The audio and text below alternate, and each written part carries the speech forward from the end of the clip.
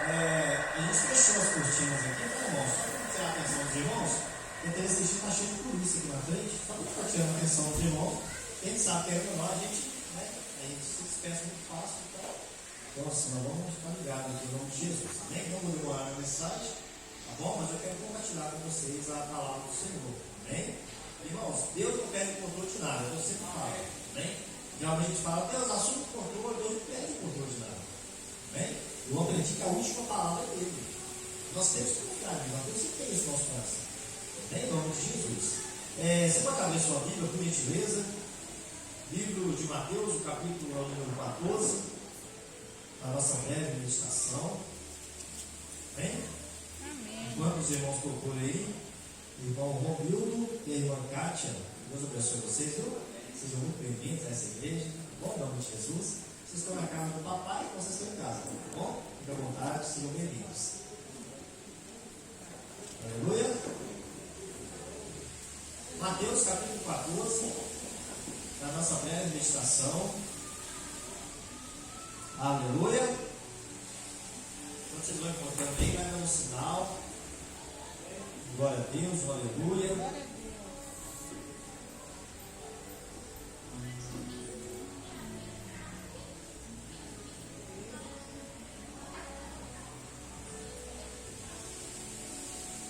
É tempo, irmão, de nós como igreja se fortalecer, amém? Às vezes Deus permite coisas acontecer para nós firmarmos mais nele, né? Mas a gente não tem que questionar nada, a gente só tem que continuar orando, confiando e perseverando, em nome de Jesus. Mateus capítulo 14, quem encontrou diz amém? Amém. Versículo 22 em diante. E logo, diabo malandro, se por acaso o pessoal estiver atrapalhando, você pode puxar o portão um pouquinho, tá bom? Só para não atrapalhar os irmãos aqui.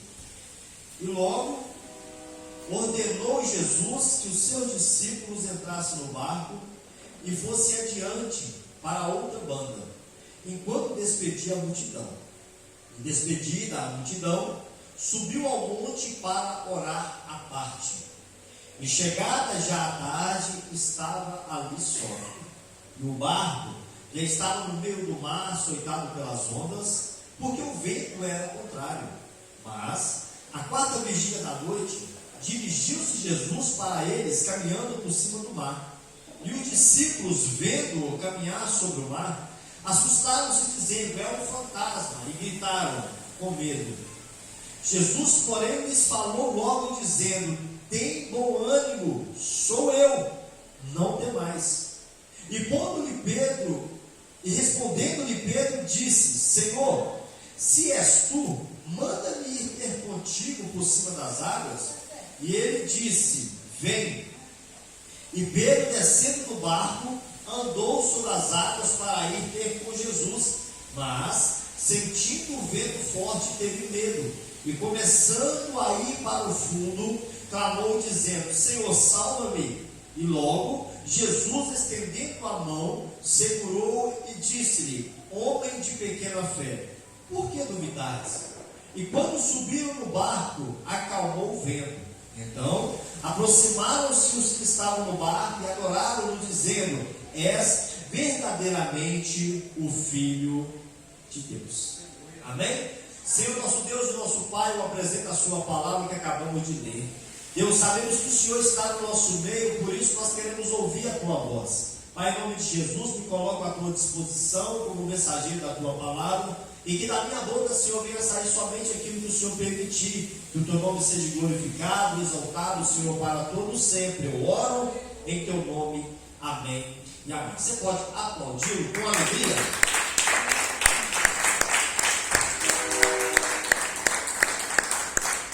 Glória a Deus. Vemos esse texto aqui, todos nós conhecemos ele. Aqui Jesus estava vivendo dias difíceis. Aqui Jesus havia recebido notícias ruins. E a notícia que Jesus havia recebido aqui foi da morte do seu primo, João Batista. Sabemos muito bem que João Batista, filho de Isabel, primo de Jesus, que foi aquele que o batizou, né, ali no Rio Jordão, por não negar a fé, não negar a palavra de Deus, a cabeça dele foi arrancada e levada até Herodes em uma bandeja de prata. chegou até Jesus. Alguém chega até Jesus e fala assim: mestre, mataram o seu primo João Batista. Mataram o seu primo. Herodes manda decapitar João Batista ainda na prisão. Então, como todos nós aqui, que um dia já perdemos um ente querido, já recebemos alguma notícia ruim, é normal que a gente tira um lugar, a gente se retira para um lugar para ficar à parte. Geralmente, em momento de luta, em momento de uma notícia ruim, muitas vezes a gente não quer conversar muito. Muitas vezes a gente quer se isolar, quer ficar num lugar isolado, pensando, e talvez nem pensando, só descansando. Assim estava com Jesus. Quando Jesus recebe a notícia da morte de João Batista, a Bíblia diz que ele vai para um lugar à parte. Ele sobe para um monte e quer ficar sozinho. Jesus não chama os discípulos, Jesus não chama a multidão, Jesus quer ficar sozinho. Jesus quer descansar, ele quer pensar, ele quer viver aquele período de luto, aquele período onde quem recebe a notícia ruim, muitas vezes não tem nem palavras, muitas vezes não quer falar nada, muitas vezes não quer ouvir nem ninguém cozinhando na sua cabeça. Assim Jesus estava passando. E sabemos muito bem que Jesus era 100% homem e 100% Deus. E pegando essa parte do 100% homem, ele tinha sentimento, assim como eu e como você. E prova de que Jesus era 100% homem, ele chorou, ele se entristeceu. Teve um momento que Jesus dormiu, teve um momento que Jesus teve fome. Então isso está mostrando a humanidade de Jesus. E com a morte de João Batista, o coração de Jesus está angustiado. Com a morte de João Batista, o coração dele está, humanamente falando, está estraçalhado, porque era o primo de Jesus. Era alguém chegado a Jesus. Era alguém que fazia parte da, a corrente sanguínea, corria o mesmo DNA de Jesus. E o detalhe é que quando Jesus vai para um lugar à parte, é quando Jesus vai descansar, ele vai, sair do meio da multidão. A Bíblia vai dizer que pessoas ficam sabendo que Jesus estava ali naquele monte. E o detalhe é que quando as pessoas foram sabendo que Jesus estava ali, eles começam então a contar um para o outro: olha, Jesus está lá no monte, vamos lá, vamos nos aproximar dele. Então as pessoas começaram a chegar ali, e uma grande multidão rodia Jesus, e tudo que Jesus queria, irmão, era ficar no lugar à parte. Tudo que Jesus queria era não conversar com ninguém, afinal ele era homem também. Tudo que Jesus queria, irmão, era se isolar, mas a multidão não estava ali. E como Jesus é um Deus misericordioso, Jesus observa que aquelas pessoas ali estavam atrás dele, mas com necessidades. O detalhe, irmão, é que muitas das vezes nós temos que ver se nós estamos atrás de Jesus por uma necessidade, ou nós estamos atrás de Jesus porque ele é Jesus, porque ele é Deus, e nós estamos dispostos a celebrar, a adorá-lo. O detalhe é que a palavra de Deus vai dizer que Jesus percebe que aquela multidão tinha necessidade. E a necessidade daquelas pessoas era nada mais, nada menos do que a fome. E vamos ser sinceros, é normal o crente estar com fome, é ou não é? Muitas das vezes, irmão, o crente, quando vai numa festa, imagina, crente não bebe, irmão, mas que gosta de comer e comer bem, isso é normal. Então, naquele culto onde Jesus ensinava, pregava para aquelas pessoas, Jesus percebendo então a necessidade daquelas pessoas, a necessidade não era nada mais nada menos que a fome, porque a Bíblia vai dizer que aquelas pessoas sentiram fome. Imagina uma multidão, irmão, mais de 5.000 pessoas reunidas em volta de Jesus. Eu não sei como que Jesus, irmão, fazia para que a voz dele pudesse chegar àquela multidão. Muitas das vezes sem o microfone, para que poucas pessoas assim possam me ouvir, é difícil, às vezes eu tenho que levantar minha voz. Agora imagina Jesus sem microfone, irmão, pregando para mais de 5.000 pessoas. É mistério, e isso a gente só vai descobrir no dia que a gente chegar na glória, aonde a gente vai perguntar para ele: papai, como é que o senhor fazia aquilo? Eu pregava lá na Guerreiro da Luz e tinha poucas pessoas, era difícil fazer com que todo mundo me ouvisse. Ele iria então, certamente ele vai me explicar, aleluia, os detalhes da unção, da graça dele, quando ele conseguia prender a atenção das pessoas, aleluia, e conseguir expressar os ensinamentos do céu para aqueles que estavam ainda na terra. O detalhe, irmão, Jesus percebendo então a necessidade daquelas pessoas que eram naquele momento com a fome, Jesus faz uma pergunta, aleluia, quando os discípulos chegam até ele e falam assim: mestre, a multidão está com fome, despede a multidão, manda cada um para sua casa, para que eles vão em casa e se alimentam, ou para que eles vão até as aldeias vizinhas e comem para si algum alimento. E Jesus olha para os discípulos e faz aquela pergunta: dai vós de comer. Era como se Jesus estava dizendo assim: olha, a multidão está faminta, vocês estão trazendo a necessidade deles, então, vocês andam comigo, vocês têm que ter algum alimento para dar para a multidão. Porque, vamos ser sinceros, irmão, de nada adianta sermos discípulos de Jesus se a gente não tem nada para oferecer para alguém. De nada adianta, agora nesse tempo, nessas notícias ruins que a gente acaba de receber, sabe? É daqui para frente que a gente tem que mostrar quem nós somos ou quem nós não fomos na presença de Deus. Se somos discípulos e temos bagagem, se somos discípulos e temos pão para servir o necessitado ou não, ou a gente vai ser somente pessoas que vai murmurar, reclamar e dizer: não, eu não tenho nada. Porque a Bíblia vai dizer que quando os discípulos chegam até Jesus e falam: Senhor, despede a multidão, para que eles vão embora, para que eles vão até as aldeias comprar algum alimento. E Jesus fala: então dai vós de comer, alimente eles vocês. Aí imagina os discípulos olhando para a cara do outro sem saber o que fazer, afinal não tinham nada. O detalhe é esse, irmão, isso tem acontecido no nosso meio de um modo geral. Aleluia! Muitas das vezes nós andamos com Jesus, nós estamos na presença de Jesus, todos os dias vivemos com Jesus, mas quando a gente precisa oferecer algo para alguém relacionado a Jesus, a gente tem. Isso é uma coisa para a gente meditar. O detalhe é que quando Jesus percebe que os discípulos ficam perdidos, e eles não sabem o que fazer diante daquela situação, Jesus pergunta então: o que nós temos então? Eu imagino os discípulos perguntando no meio da multidão: alguém trouxe algum lanche?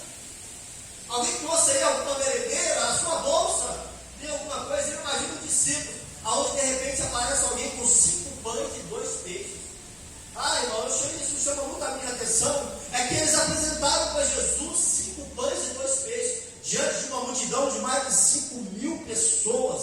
E a Bíblia fala que é mais de 5.000 homens, isso fora mulheres e crianças. Geralmente mulher come mais. É por isso que Jesus não contou. O detalhe, irmão, é que a Bíblia vai dizer que quando apresentam ali 5 pães e 2 peixes, irmão, Jesus pega aqueles 5 pães e 2 peixes, levanta para cima e dá graças. Ele agradece por aquele pouco que tinha ali, irmão. Porque eu aprendi uma coisa: todas as vezes que você pega algo que você tem, seja pouco ou seja muito, e você apresenta ao Senhor, é de fato o que aquilo venha multiplicar. Se você tem um emprego, apresente isso ao Senhor, porque de fato isso vai multiplicar. Se você tem filhos, se você tem uma bênção, se você tem algo na sua casa, irmão, não murmure, não reclame, apresente ao Senhor, porque aquilo vai multiplicar. É como se Jesus fosse abençoar aquilo que você tem. O problema nosso é que muitas das vezes nós temos pouco e reclamamos do pouco que a gente tem. Muitas das vezes nós temos um carro, e o carro não é aquilo tudo, a gente amaldiçoa o nosso carro. Muitas das vezes tem uma casa, a nossa casa não é aquilo tudo. A gente tem que lembrar que tem pessoas, irmão, aleluia, que nem casa para morar tem. Muitas das vezes nós sentamos na mesa da nossa casa para a gente fazer um lanche ou para a gente almoçar e a gente reclama do que tem na mesa. A gente tem que lembrar, irmão, que tem pessoas que nem um pão para comer elas têm. Muitas das vezes a gente reclama da nossa igreja. O que a gente tem que entender, irmão, é que existem pessoas que gostariam de estar na presença de Deus, num culto como esse, numa igreja como essa, celebrando ao Senhor, e não tem a oportunidade. Então, irmão, tudo que você tiver, faça como Jesus, levanta para o alto, agradeça ao Senhor. Pastor, mas não dá para levantar o meu carro, você não tem fé não? Coloca a mão e fala: Senhor, eu te apresento, que seja abençoado pelo Senhor. A Bíblia diz que quando Jesus levanta e abençoa aqueles 5 pães e 2 peixes, a Bíblia vai dizer que aquilo começou a multiplicar, porque Jesus, ele olha para os discípulos e fala assim: agora pega a multidão para se assentar de 50 em 50, afinal eram mais de 5.000 pessoas, e eles começaram a fazer os grupos, senta na relva, de 50 em 50, para não ficar bagunçado. E diz a Bíblia Sagrada que eles começaram ali a organizar. E todas as vezes que as pessoas iam pegando um pão, multiplicavam. Antes, quando eu era menino, e quando ouvia esse negócio assim, muita multiplicação de pães, de peixes, então assim parece que estava com um cesto, e eu imaginava que ficava aquele tanto de pão assim, mas não é, irmão. É quando os discípulos iam passando, é como se fosse a Santa Ceia, os irmãos iam passando, quando alguém pegava, já multiplicava, aparecia outro. Quando alguém pegava, já multiplicava, aparecia outro. Então não era aquele tanto de pão assim, igual a gente imagina. E o detalhe, irmão, é que Jesus, nós sabemos muito bem que o Deus que nós servimos, ele é um Deus de prosperidade. E prosperidade não é a gente ter uma conta no banco recheada. Prosperidade não é a gente andar com o carro do ano, andar com o carro zero, não. Prosperidade é a ausência de necessidade. O que glorificamos a Deus é que aquela multidão ela chegou diante daquele que é a ausência de necessidade. Aleluia. E a Bíblia vai dizer que quando todos eles, aleluia, se fartaram, comeram e se fartaram. E eu imagino que Jesus pergunta: alguém aqui ainda não comeu? Não, está todo mundo bacana, está todo mundo à vontade, está todo mundo à bamba. Eu imagino as pessoas passando a mão na barriga e falando assim: não, eu já estou satisfeito. A Bíblia vai dizer que Jesus olha para os discípulos e fala assim: agora recolha todos os pedaços que sobraram. Eu prestando atenção nesse negócio, algo chamou a minha atenção. Porque geralmente quando a gente está na nossa casa, imagina que aí sobra alguma coisa, sobra um pão na sua mesa, talvez todo mundo tomou um café, sobra um biscoito, sobra um pedaço de carne. Muitas pessoas falam assim: ó, não pode jogar no lixo porque todo mundo já comeu. Com Jesus aqui foi diferente. Ele falou assim: ó, o que sobrou, junta tudo e vamos levar com a gente. Eu aprendi uma coisa aqui, irmão: nunca despreze uma bênção de Deus.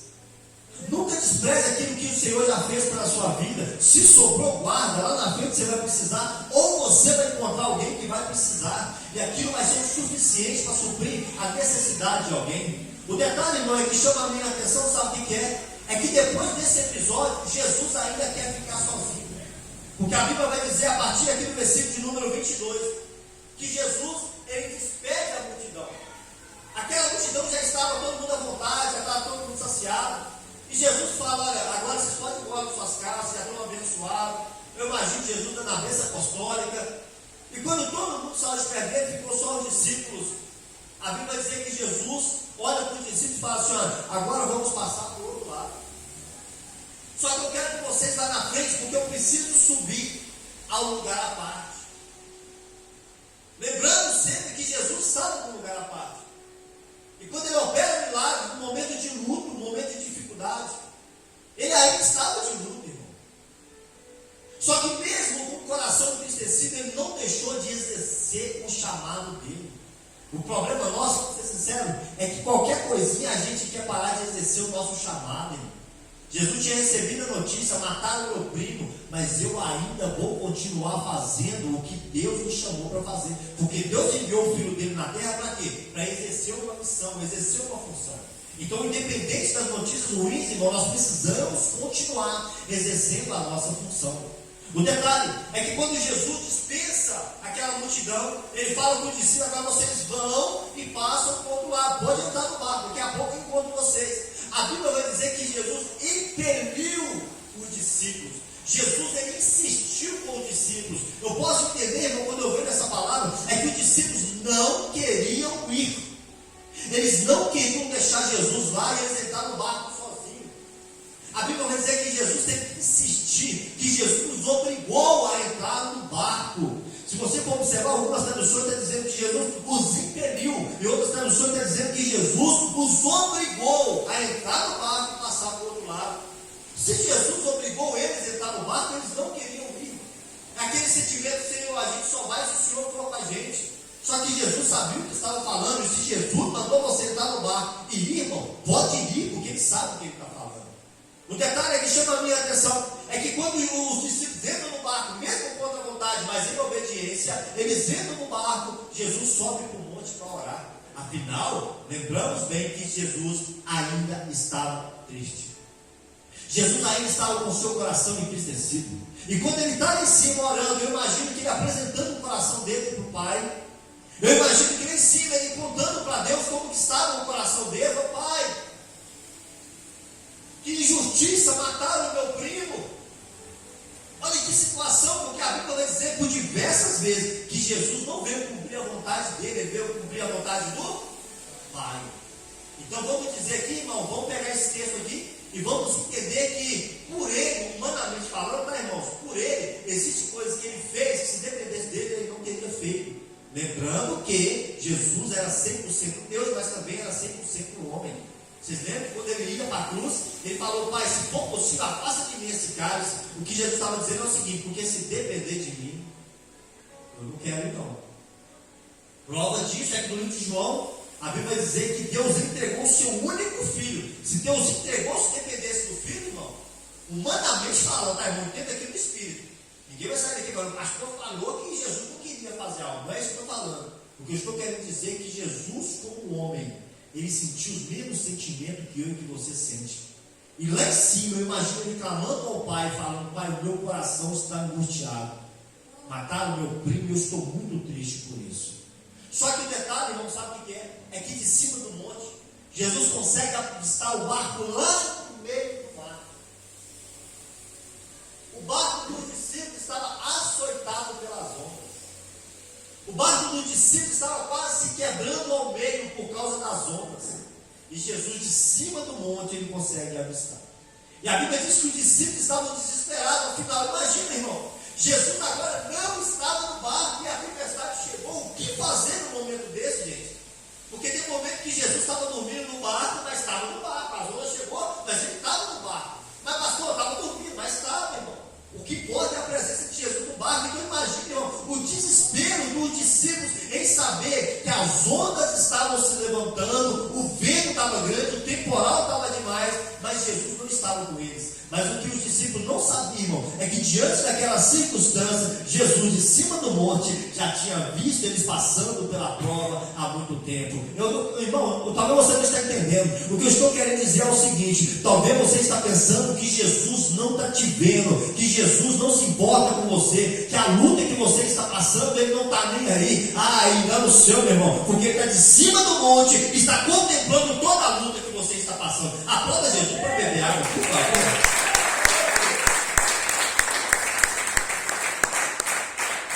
Coopera com o pregador aí, igreja. Amém ou não amém? Amém. Eles estavam em cima do. Jesus estava em cima do monte e os discípulos no meio do mar. Passando luta, passando prova, passando por dificuldade. Talvez eles estavam clamando a Jesus: Jesus, cadê o Senhor? O Senhor mandou a gente atravessar para o outro lado para a gente passar prova, passar luta. Irmão, você está achando que Jesus não sabe o que ele está fazendo? E é o que eu digo aqui em todos os cultos, principalmente os últimos cultos, irmão. Deus não perde o controle de nada. Jesus não perdeu o controle de nada. Ele sabe o que ele está fazendo. E no momento certo ele vai vir ao nosso encontro. Tenha certeza e convicção disso. A Bíblia vai dizer que quando Jesus observa que os discípulos estavam passando por luta, passando por ondas, passando por tempestades, passando por um forte vento, e o detalhe que as ondas só se levantam, irmão. Se você for perceber, a gente estava na praia no início do ano, a gente estava prestando atenção. Quando o vento está forte demais, é o vento que levanta as ondas. Ele vai bater na água, até levantar as ondas. Isso chama a nossa atenção, sabe por quê? Se estavam tendo muita onda, é porque estava tendo muito vento. Então imagina, tinha 3 situações que eles estavam enfrentando. Tanto as ondas que vinham do lado e jogavam para cima, jogavam para baixo, melhor dizendo, quanto o vento que soprava de um lado para o outro, e também a forte tempestade que caía do céu. Tenta entender o que estava acontecendo. E os discípulos desesperados, porque eles não sabiam que Jesus estava indo ao encontro deles. O que muitas das vezes nós desesperamos, irmão, é porque a gente não sabe esperar o momento certo de Deus agir. A Bíblia vai dizer que eles estavam desesperados e pegando as bagagens, jogando para fora, para tentar aliviar o peso ali. E a Bíblia diz que quase que o barco deles estava indo a pico. Quase que eles estavam, aleluia. Pode deixar o aleluia. Vai dar certo.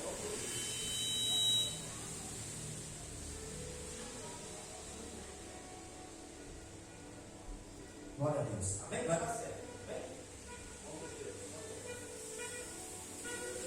Glória a Deus. Amém? Vocês estão me ouvindo?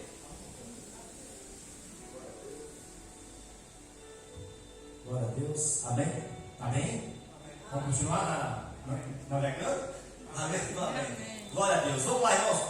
Quando eles estavam passando por situações de dificuldade, quando o vento estava soprando, Jesus estava indo de encontro a eles há muito tempo. E o detalhe é que era na 4ª vigília da noite.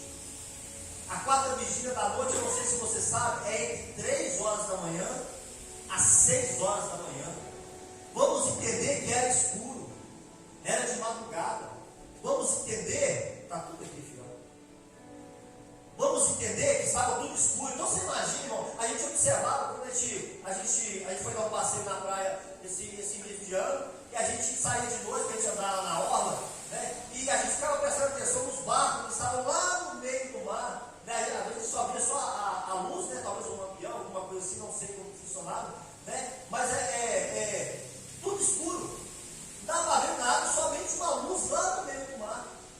final tinha um barco lá, alguma coisa assim, talvez pescadores, alguma coisa assim. Então assim, é muito escuro, irmão, muito feio o cenário, sabe, no meio do mar, muito escuro. Agora imagina um lugar escuro, com ondas, com tempestades e com vento forte. Então imagina a situação de dificuldade que aqueles discípulos estavam sofrendo. Uma situação que você olhava para um lado, para o outro, você não via nenhum recurso. Talvez a praia estava muito longe para eles, não tinha como chegar, porque a Bíblia diz que eles estavam no meio do mar. Só que a Bíblia vai dizer que de repente, fala comigo de repente? De repente eles percebem que alguém está indo em direção a eles. Só que o detalhe é que eu não sei qual era a roupa de Jesus, mas o que eu posso ver dessa mensagem é que eles ficaram mais desesperados ainda, porque estava escuro, alguém andando sobre as águas, irmão, vamos nos colocar no lugar deles. E eles começam a clamar, é um fantasma desesperado. Detalhe, esqueceram até da tempestade, irmão. E começaram a gritar um para o outro, imagina uma outra abraçando o outro, e viu um fantasma, imagina a situação. E vamos ser sinceros, irmão, imagina a gente no lugar deles lá, no meio da tempestade, na quarta vigília da noite, em plena madrugada, e alguém andando sobre as águas. Imagina o desespero, irmão. E eles começaram a clamar e dizendo que era um fantasma. E de repente, fala comigo de repente? De repente, eu sei que vocês não gostam disso, mas de repente, a Bíblia vai dizer que Jesus falou assim: olha, não temas, sou eu. Aleluia. Glória a Deus. Sabe, irmão, quando eu leio essa mensagem e percebo esse detalhe, ele diante de uma dificuldade, Jesus falando, gente, não temas, sou eu. Isso aqui, irmão, conforta o coração de qualquer um. É saber que a gente passa por situações e aquilo nos coloca mais medo, e o Senhor vem e fala assim, sou eu. É porque nem tudo, irmão, de dificuldades que a gente está passando é o inimigo, sabiam disso? Sim. Nem tudo de cenário difícil que nós estamos enfrentando e aquilo está nos trazendo medo é coisa do inimigo. Porque Jesus está dizendo, não tema, sou. Aí como a mim, como cada um de vocês, muitas das vezes nós colocamos dúvida. O que destrói a vida de qualquer um, irmão, vamos ser sinceros, é a dúvida. Muitas das vezes, diante de situações difíceis, a gente fracassa e toma decisões que não era para tomar por causa da dúvida. Isso nos falta fé. E a Bíblia diz que a fé ela é a certeza daquilo que nós não temos, mas ela é a convicção daquilo que nós esperamos. E o que é convicção? É a certeza daquilo que eu espero. E o detalhe é que a Bíblia diz em Hebreus capítulo 11 que a fé ela é o firme fundamento. E o que é fundamento? Imagina uma casa e ela tem um alicerce ali. E geralmente o que você está vendo aqui são as paredes. Está vendo aqui os telhados, está vendo aqui o piso. Mas para que tudo isso aqui fosse construído, existem os fundamentos. É o que mantém uma estrutura de pé. E a Bíblia diz que a fé, ela é o firme fundamento. Ela é a certeza das coisas que a gente não vê, mas ela é a convicção do que nós esperamos. Assim como cada um de nós certamente já passamos por isso, irmão. O pessoal ali, daquele barco desesperado, os discípulos, e a Bíblia vai dizer que Pedro, ele fala, Senhor, se é o Senhor, permita-me com que eu vá andando sobre as águas e vou encontrar o Senhor aí. O detalhe é que o coração de Pedro, por mais que ele foi corajoso, mas faltou fé. Mas pastor Paulo André, mas ele andou sobre as águas, sim, mas faltou fé. Faltou fé pelo fato de que Jesus falou, sou eu, ele falou, se é o Senhor. Quando a palavra nos fala algo, irmão, a gente tem que permanecer naquilo que a palavra nos fala, amém ou não amém? Amém. Se a palavra está afirmando que é o Senhor no controle, a gente tem que ficar nisso. A gente tem que confiar nisso. A gente tem que permanecer nisso. Porque se a gente tentar incluir alguma coisa ou tirar alguma coisa, já não é mais o Senhor no controle. Porque quando Jesus falou com eles assim, olha, não temais, sou eu. Aí Pedro fala assim, se é o Senhor mesmo, deixa que eu vá andando sobre as águas e encontre o Senhor. Aí Jesus foi e falou, então vem Pedro. E Pedro vai, desce e até começa, legal, andando sobre as águas. chama muito a nossa atenção, porque, assim como o pastor Cláudio Duarte, em uma pregação, ele até brinca, né? Imagina os discípulos que ficaram no barco olhando e debochando do Pedro. O Pedro é doido, mas o Pedro foi o único que andou, foi ou não foi? Sim. O único que desceu, na verdade, do barco.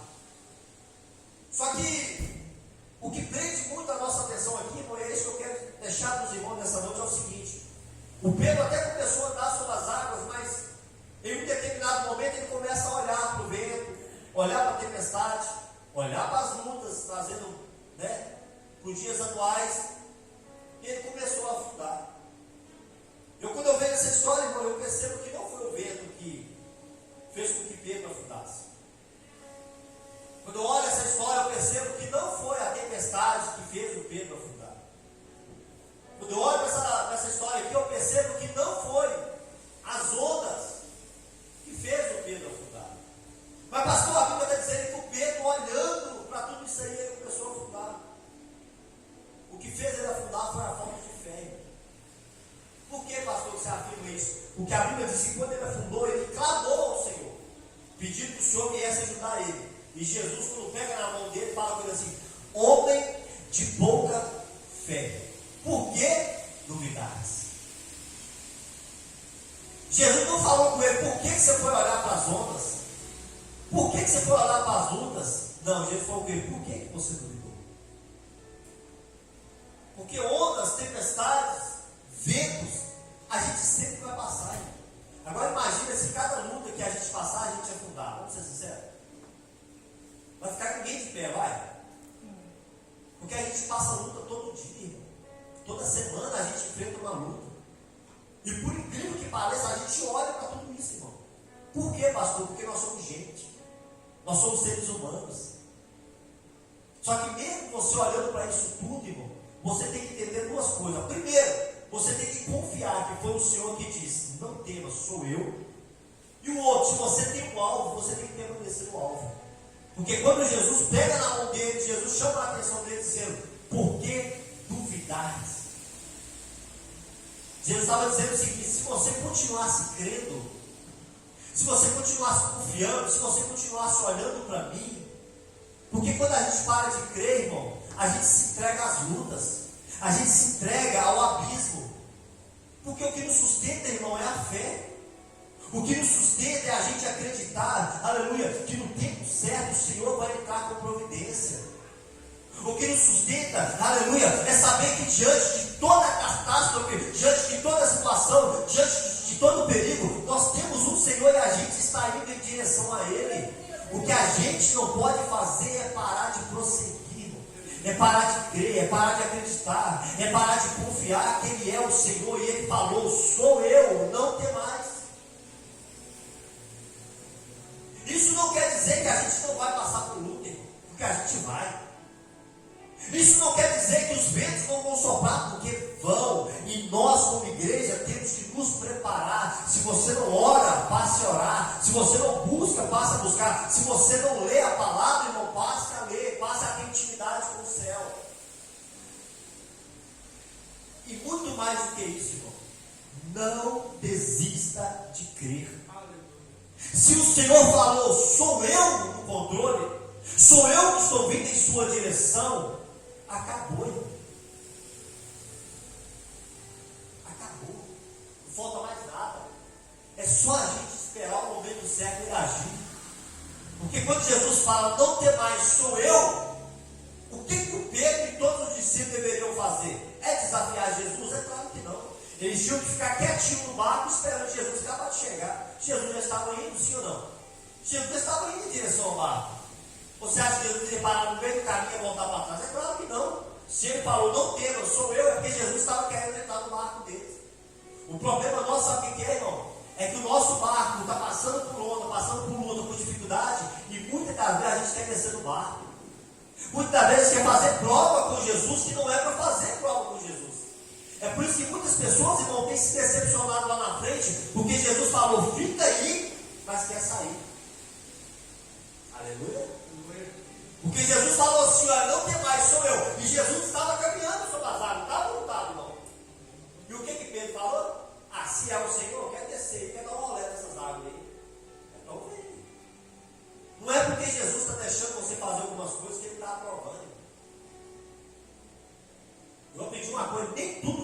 certo é porque Deus está aprovando. A gente leu aqui a história de Asaf, eu não leu? Salmo 73. Os ímpios faziam um monte de coisa que dava certo. Eles prosperavam, eles tinham saúde. Mas você acha que Deus estava aprovando aquilo? A partir do versículo 17, a Bíblia diz: aí sim, quando eu entrei no santuário de Deus, aí eu vi o fim deles. Aí eu percebi que Deus coloca eles, muitas das vezes, em pedregulhos, em lugares escorregadios. Aí sim eu tenho percebido que aquilo não vai dar certo muito tempo. Não tem estrutura, não tem firmeza. Sabe? E Jesus falou: não tem mais, sou eu. O que ele deveria ter feito, irmão? Eu vou ficar no barco aqui. Porque ficar no barco, irmão, quando, sabe, as ondas estão tudo suave, é bom demais. Ficar no casamento quando está tudo bom. Agora você quer sair quando você começa a passar por luta? Quantas pessoas que a gente vê divorciando, mas quando estava tudo bom, não estava lá, eu te amo para lá, eu te amo para cá, e até que a morte se separe. Agora que o vento soprou, as ondas estão batendo, você quer chutar o balde?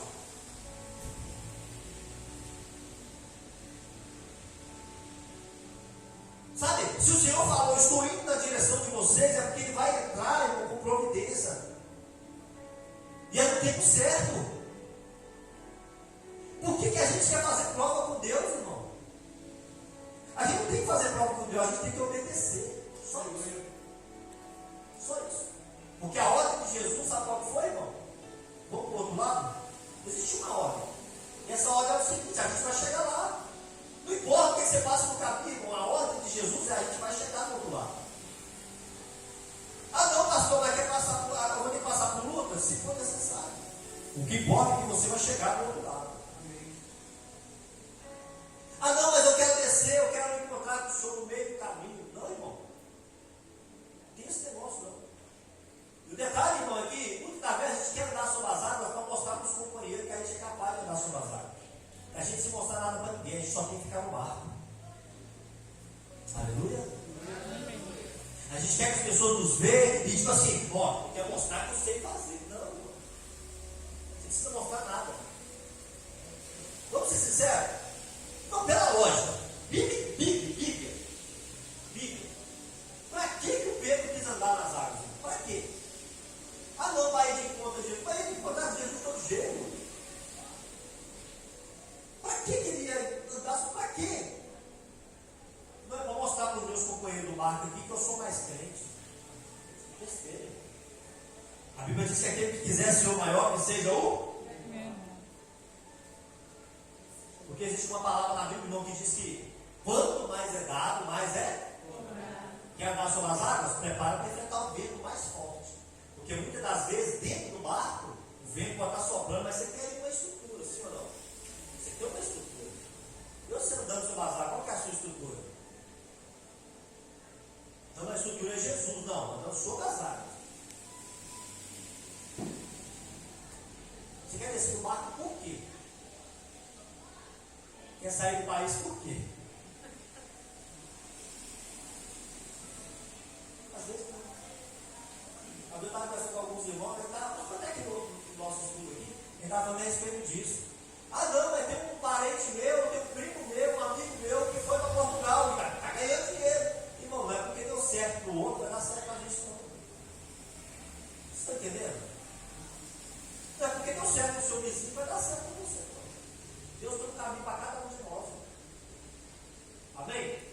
Eu, para mim terminar aqui, quando eu me converti dentro da cadeia, eu sempre falava com a minha esposa: falei, amor, agora eu sou crente. Agora nós precisamos mudar do Salério 3, porque o lugar que eu tinha guerra era no bairro, gente. Vou sair da cadeia convertido e os caras que eu tinha guerra estão lá ainda e querendo ou não, vou acabar me envolvendo de novo. Não é? O nosso propósito era o quê? Vamos mudar, vamos para outra cidade. E Deus não deixou. Deus não deixou, sabe? Porque até hoje, para a glória de Deus.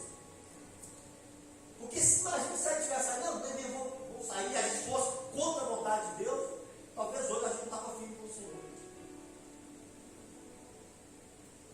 Porque significa, irmão, que se Jesus falou fica, porque Ele vai te sustentar onde você está. Ele vai te sustentar onde você está. vai cumprir as promessas dele aonde você está. E eu vou falar uma palavra para vocês aqui. O partido de esquerda ganhou? Ganhou as eleições hoje? Fica tranquilo, Deus ainda está no controle. Só não saia do barco. Amém? A nossa irmã está gravando essa pregação. Quem vai ouvir essa pregação, não saia do barco. Jesus ainda está no controle. Vocês estão entendendo aqui, sim ou não? Por que, pastor? Porque se eu tentar descer do barco, irmão, eu posso até dar alguns passos. Só que se eu estiver fora do propósito de Deus, eu posso afundar. Ah, mas tudo vai ficar difícil. Então, biblicamente falando, vai ficar e vai piorar. E nós sabemos muito bem disso. Só que nós ainda somos solução para milhares e milhares de pessoas. Nós somos soluções para milhares e milhares de pessoas. Não se esqueça que a Bíblia diz que não se pode acender uma luz e colocar debaixo da cama, porque não vai servir para nada. Você tem que pegar ela e colocar a luz num lugar alto, para que ela possa clarear toda a casa, todos que estão na casa. O que eu estou querendo dizer é o seguinte: Jesus te colocou nessa nação para você ser recurso para muitas pessoas. Não sai do barco. Ah, não, mas o vento está soprando. Imagina fora do barco. Você acha que fora do barco o vento não vai soprar também? Nós conhecemos pessoas que estão fora, estão passando por luto.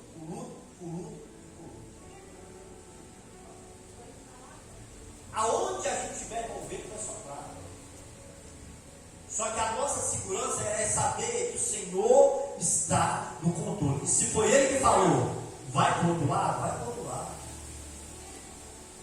Só que esse ir para o outro lado, ele falou assim, ó, mas vai para o outro lado, mas dentro do barco. Desce do barco. Aí ele pega Pedro pela mão e fala, por que novidades? Será que vai ser necessário o Senhor chamar a nossa atenção pela nossa falta de fé? Porque quem está no mundão, irmão, não ter fé no Senhor, é normal. É para a gente que vive com o Senhor todos os dias. Para a gente que ora todos os dias. Para a gente que tem a Bíblia como a nossa regra de fé, a gente duvidar do que Ele falou. Confiança. A palavra para hoje é essa, confiança. Mas pastor, o meu coração está entristecido. Eu vou ser muito sincero a vocês. Talvez 90% dos brasileiros estão sentindo o mesmo que vocês estão sentindo hoje. O mesmo que eu estou sentindo. E vou ser sincero para vocês, não é sentimento de derrota, porque a última palavra é do Senhor. Porque se a gente se sentir derrotado, é porque a gente não confia no Deus da Bíblia. Temos que permanecer confiante, sigamos e prossigamos em conhecer o Senhor. Desce não. Desce do barco não. Pastor, mas a luta, a tempestade, ela vai vir de todo jeito. E nessa noite a palavra que eu quero deixar para você é o seguinte: confia. Deus está trabalhando. Ele só está em cima do monte. Você lembra do Salmo 121, do salmista Davi? O que o salmista Davi falou no Salmo 121, a partir do verso 1? Eleva os meus olhos para os... De onde me virá o meu socorro vem do que fez os céus e a terra. O que o discípulo havia esquecido é de fazer o que o salmista Davi fez no Salmo 121. Eles estavam na luta lá e aquela onda toda. Eles tinham que ter levado os olhos para os... Por que ele estava lá no monte orando? O Senhor, ele estava lá no monte. Se o discípulo tivesse, mas pastor, diante da dificuldade, não dá para orar para o monte, então ferrou. Porque diante da dificuldade, a gente tem que orar só para quem? Para Jesus. Não é?